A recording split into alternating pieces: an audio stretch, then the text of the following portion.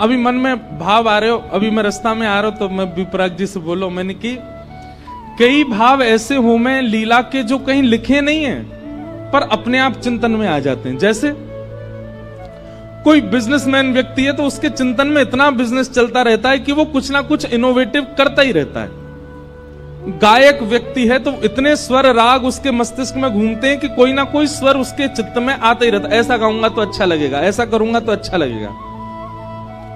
Film makers लोग होते हैं, वो कुछ ना कुछ स्टोरी बनाते रहते हैं कि ऐसे दिखाएंगे तो लोगों को भाएगा। ऐसे ही कथा करने वाले भी निरंतर चिंतन करते रहते हैं ठाकुर जी का, तो कोई ना कोई भाव प्रकट होता है।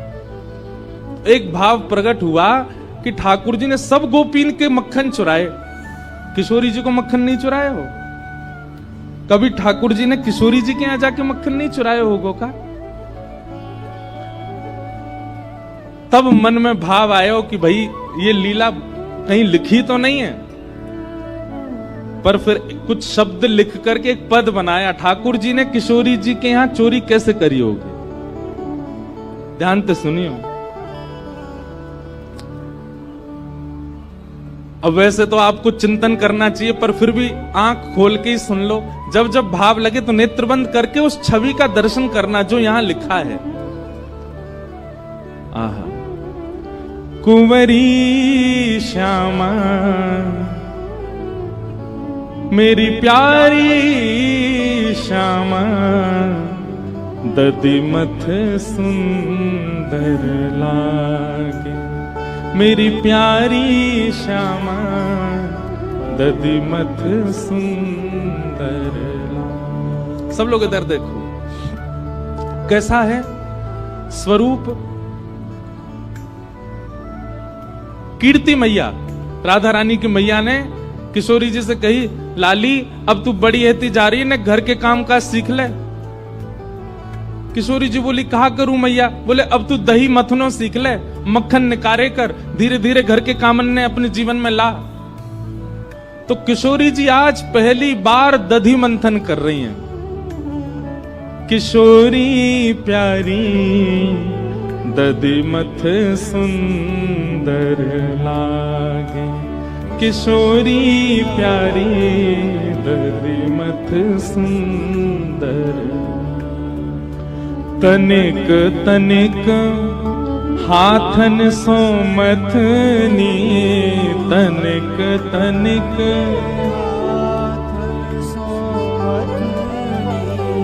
तनिक तनिक, तनिक मतलब छोटे। तनिक तनिक हाथन सो मथनी, तनिक तनिक हाथन सो मथनी।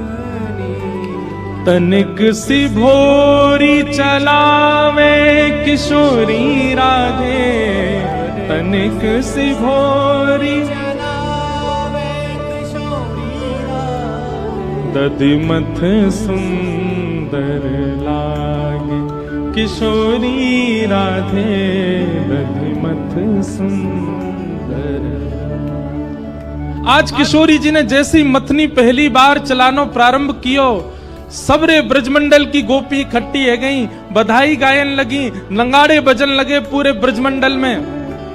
सब पूछन लगे, अरे भैया काय बात के मंगल गाए जा रहे हैं? बोले आज वृषभानु नंदिनी किशोरी जी पहली बार मक्खन निकाल रही हैं।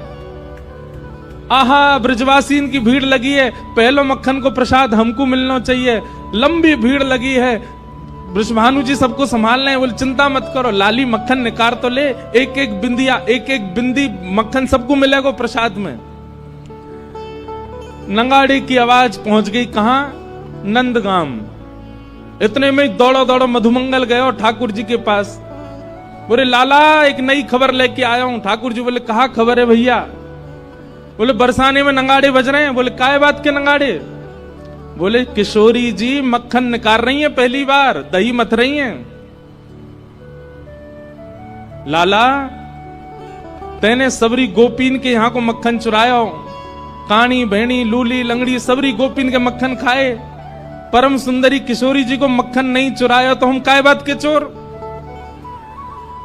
ठाकुर जी ने अपनी कारी कमरी उतारी, कमर पे बांधी। बोले सही कह रहा हूं मधुमंगल, यदि किशोरी जी के हाथ की मथी भई दधी दधी ते निकरो भयो मक्खन हमने नहीं पायो तो कहां पायो। मधुमंगल बोलो योजना तो ऐसी है कि किशोरी जी के हाथ से निकरो मक्खन सबसे पहले कुल देवी को पधराया जाएगा। लाला तू कछु कर कैसे करके वह माखन को खाए के आ। हमारे लाल जी पे मैं एक बात कहूं, कछु करनो आवे चे नहीं आवे, एक काम बहुत बढ़िया आवे, कहा छोरी बननो बहुत बढ़िया आवे। नेक में ही अपने केस खोल दिए, आंखन में काजल लगा लियो, मुख पे लालिमा लगा ली और सोई महाराज कोई छोटी सी गोपी की बढ़िया सुंदर पोशाक ले आए, नीचे पहनी ऊपर चुनरी डाली, हाथन में छोटी छोटी चूड़ी पहन ली। नेक से हैं ठाकुर जी, ज्यादा से 4-5 साल के होंगे। नेक नेक सी चूड़ी पहन ली, पामन में पाजेब पहन ली और नेत्रन में काजल लगा लियो। कैसा लग रहा हूं? मधुमंगल बोलो लाला तू छोरी होता तो भगा ले जाता मैं, इतना प्यारो लग रहा है। अरे बाल ब्याह कर ले तो अब तू जल्दी जा, नहीं तो मैं तुझे ब्याह ही कर लूंगा। ठाकुर जी छोटी सी सखी बन करके मक्खन चुराने जा रहे हैं। कौन को? श्री जी को, श्री राधा रानी। ये लीला कहीं लिखी नहीं है, ये चिंतन में आई लीला है, ये भाव में आई लीला है। आहा बेवस भय धाये नंद नंदन, बेबस भय। गाओ, ताली मत बजाओ पर पीछे गाओ।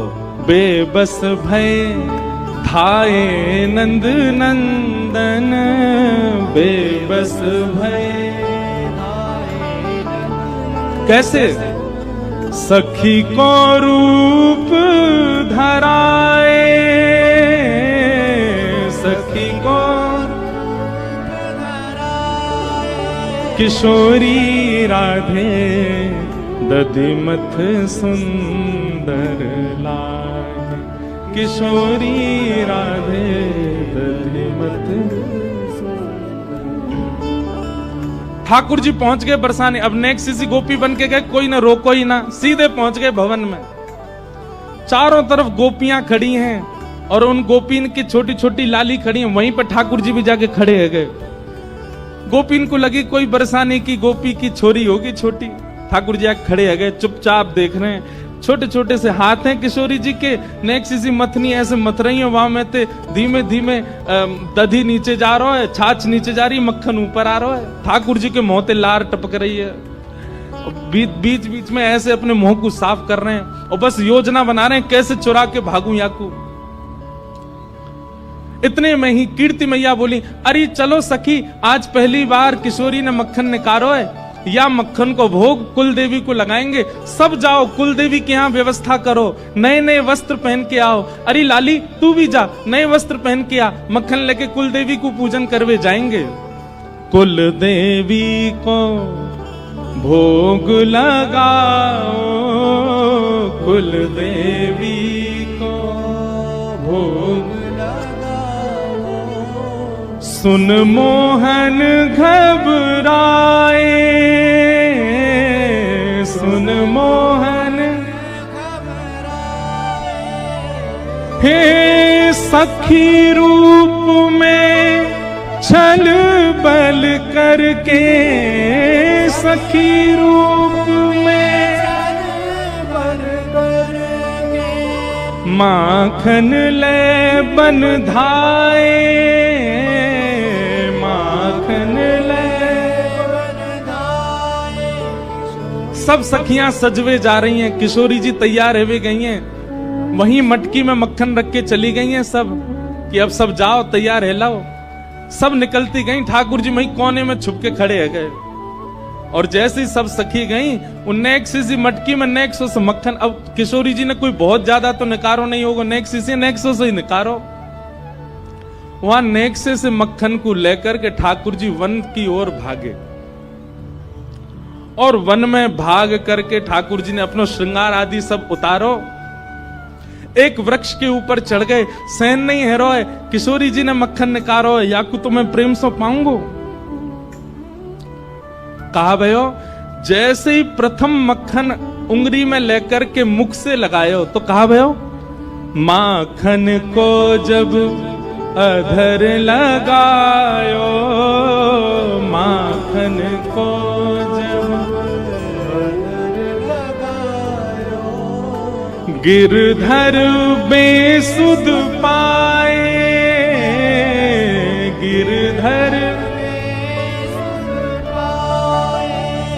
ठाकुर जी ने जैसे ही मक्खन नेक अपनी जीभ पर रखो, वो एक बिंदु रखते ही नेत्र बंद है गए। किशोरी जी को स्मरण है लगो, तनिक तनिक से हाथन सो, कैसे श्रम करके किशोरी जी ने मक्खन निकाल के मटकी में धरो। इन्हीं सब चिंतन में आकर के ठाकुर जी तो वहीं मूर्छित है के गिर पड़े, बेसुध है गए। एक हाथ में मक्खन लगो, दूसरे हाथ में मटकी, ठाकुर जी पड़े बेसुध। श्री राधा श्री राधा श्री राधा श्री राधा, बस वही स्मरण चल रहा है मन में। यहां सब सखी आई और जैसे ही आकर के देखो महाराज मक्खन तो गायब है गयो, मटकी कोई लेके भाज गयो। पूरे बरसाने में हल्ला है गो, अरे मक्खन चोरी है गो, मक्खन चोरी है गो, मक्खन चोरी है गो। किशोरी जी बोली मक्खन लेके कौन चलोगो? किशोरी जी के तो नेक नेक अश्रुबिंद आ गए, पहली बार मक्खन निकालो वो कोई लेके भाज गो। तभी किशोरी जी की छोटी छोटी सखियां ललिता विशाखा भी आई और बोले मक्खन चोर तो एक ही है पूरे ब्रजमंडल में, हमें ऐसा लगा वहां कुछ सुगंधी आ गई होगी श्यामाजू और वो ही आकर के लेके गए, पर वो कैसे आ सके यहाँ पे? हम तो नेक देर को गए, इतनी देर में भी कोई ना आयो, द्वार आदि सब बंद रहते। विशाखा बोली अरे बड़ो छग्म भेषी है, नेक में ही गोपी बन जाए, कुछ तनिक से छोरी बन के आएगो होगो लेके भाज गो, मैं सब जानू वाकू। श्यामाजू आप तो चलो नंदगाम के मार्ग पर चलें, वन में ढूंढेंगे मिल जाएगा। और किशोरी जी सब सखीन के संग गईं और तभी कहा देखो एक कदम वृक्ष के नीचे ठाकुर जी ने सखी को रूप धारण कर रखो है, केश खोल रखे हैं, चुनरी पड़ी है, बेसुध अवस्था में पड़े हैं। ठाकुर जी को नीचे छोटा सा लहंगा, लहंगा के नीचे छोटे छोटे पावन में छोटे छोटे नूपुर, हाथन में चूड़ी और ऐसे मुखमंडल की कांति देख करके सब सखी पहले तो बेहोश कन्हैया की बलैया ले रही, कितने प्यारे लग रहे हैं। मुख पे मक्खन लगो, दूसरे हाथ में छोटी सी हंडी में मक्खन रखो है। किशोरी जी बोली देखो यहाँ पड़े हैं चोर और लेके भाज गए, पता ना यहाँ सो कैसे गए। किशोरी जी ने जाकर के ठाकुर जी के मस्तक पर जैसे ही भुजा रखी, ठाकुर जी होश में आए। सब सखी बोली हे श्यामाजू आपके हाथ से निकसो मक्खन पावे की सबन की इच्छा, परंतु ये तो है ही ना सके कि आप कछु बनावे और श्याम सुंदर पहले नहीं पावे। अब श्याम सुंदर ने अधर पर धारण कर ही लिया है, हम सब सखीन की बड़ी अभिलाषा है कि आपको प्रसाद हमें मिले, तो आप कृपा करो यही मक्खन जो श्याम सुंदर के अधर पर लगो है आप अपनी भुजा से लेकर के हम सब सखीन को बांट दो। और ठाकुर जी के मुख पे लगो मक्खन ही सब सखीन में बांट दियो। और या तरीका से किशोरी जी के हाथ से निकसो हुए मक्खन ठाकुर जी ने प्रसादी करके पूरे ब्रजमंडल में बंटवायो है। बोलो बाल कृष्ण लाल की, किशोरी राधे दधिमथ सुंदर लाल, किशोरी राधे दधिमथ सुंदर।